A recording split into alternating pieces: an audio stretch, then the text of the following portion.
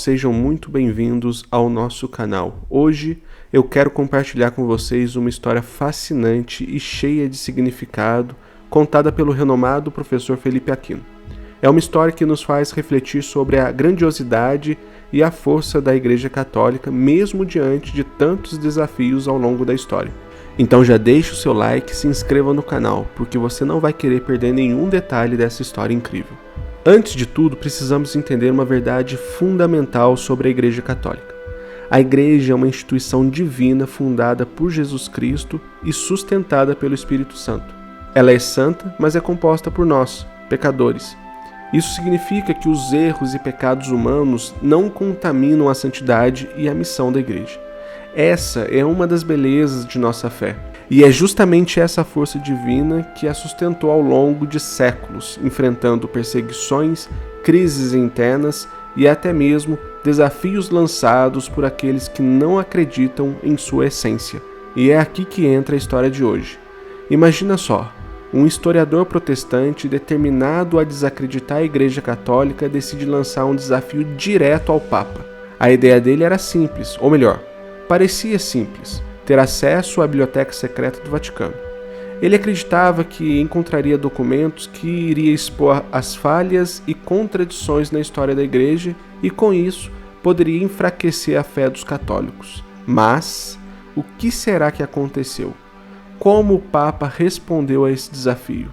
E mais importante, o que essa história nos revela sobre a verdade e a força da Igreja Católica? Vou deixar que o professor Felipe Aquino, com toda a sua sabedoria e carisma, conte essa história para vocês.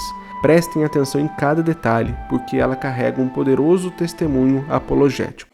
Você não entendeu ainda que o pecado dos filhos da igreja não fere a mãe? O seu pecado passa para sua mãe? O seu pecado passa para o seu pai? O seu pecado é seu. O meu pecado não passa para a igreja. A igreja é santa. Nós temos que entender isso. A igreja é santa, formada de pecadores. Mas ela, como instituição divina, cuja alma, cuja cabeça é Cristo, a alma é o Espírito Santo, ela é santa. Se não fosse santa, já tinha acabado. Se não fosse santa, já tinha acabado. Quem conhece a história da igreja? Os pecados dos leigos, os pecados dos bispos, os pecados dos papas, já tinham acabado com a igreja. Vou contar uma história interessante para vocês.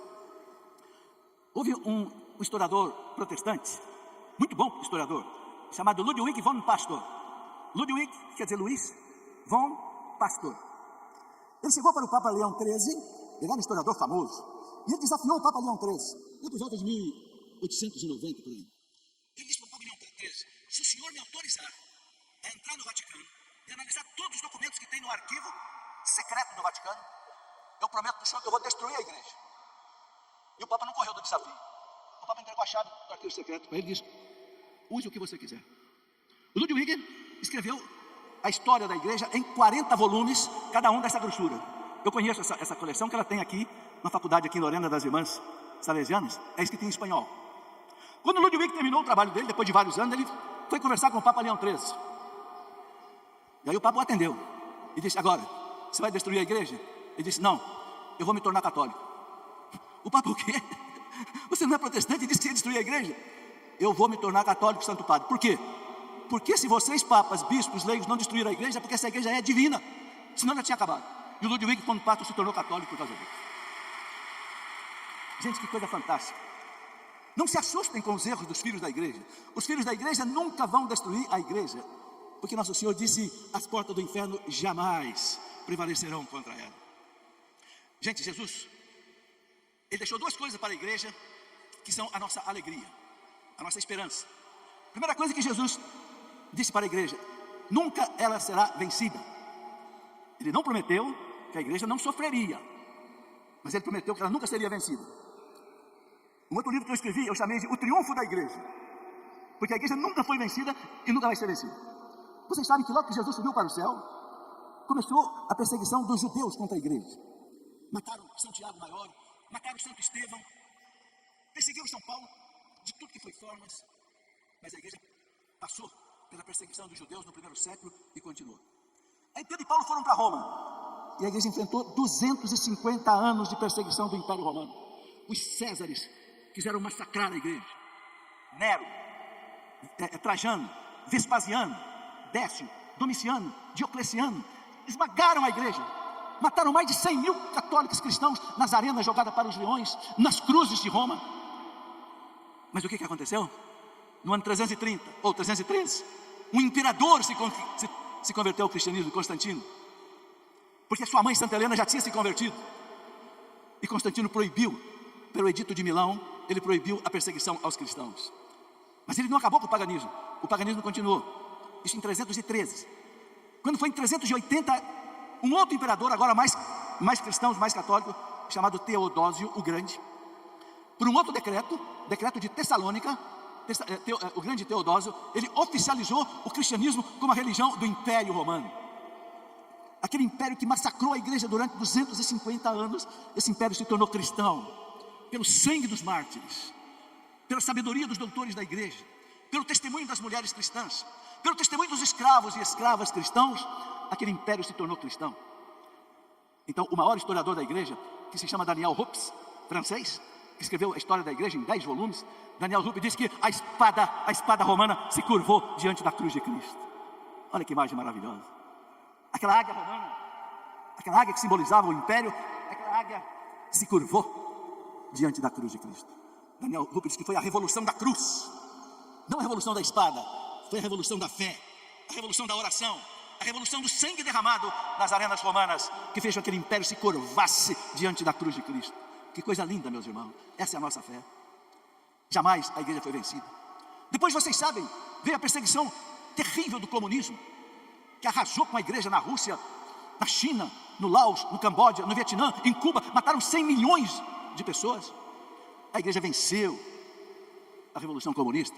Depois veio o nazismo, que matou 2.000 sacerdotes da igreja, e criou santos mártires, como por exemplo Santa Edith Stein, que morreu no campo de concentração de Auschwitz, na Polônia.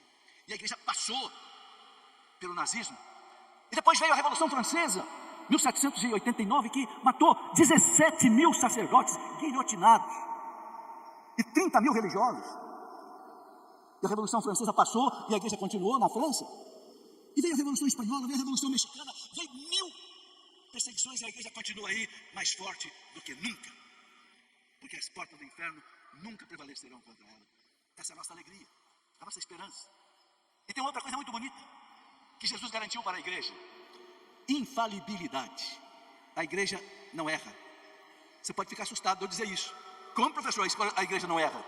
A igreja não erra apenas numa coisa: quando ela ensina para você a doutrina, a fé que leva você para o céu. Isso ela não pode errar. É dogma de fé. A igreja pode errar se ela falar de matemática, se ela falar de física, se ela falar de política, se ela falar de economia, se ela falar de arte, de música, de ciência. A igreja pode errar.